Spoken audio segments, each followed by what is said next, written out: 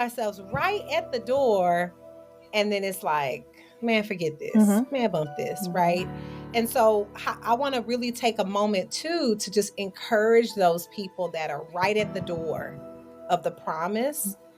They're right at the door of the promise, and they are weary. Mm-hmm. You know, they want to give up. They want to throw in the towel. They're not seeing any sight of what God said. Not nan. Mm-hmm.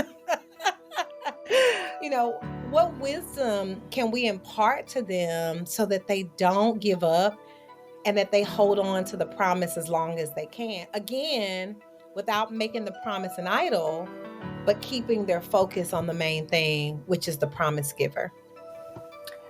I would say that we brought up rest a few times. I think that's what it is.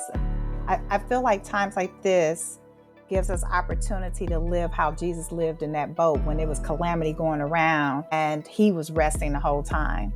And a lot of times the calamity is just in our own mind. There's certain things that as we've been discussing, when you make certain actions, it then guides your actions from there. Because when you have the end in mind, you want to line up to do the things that what you're called to do, what God is saying that you're going to do.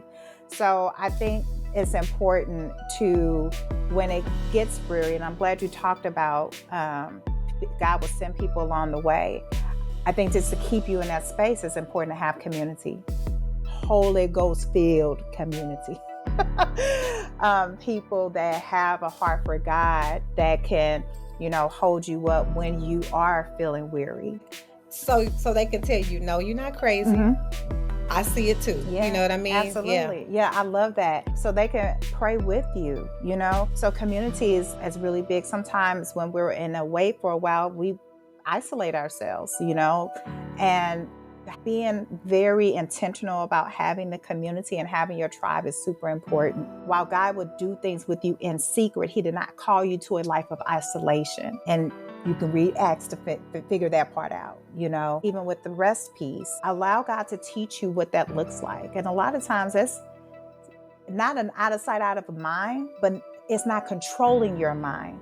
What you're waiting for isn't consuming you, because you're allowing God to consume you.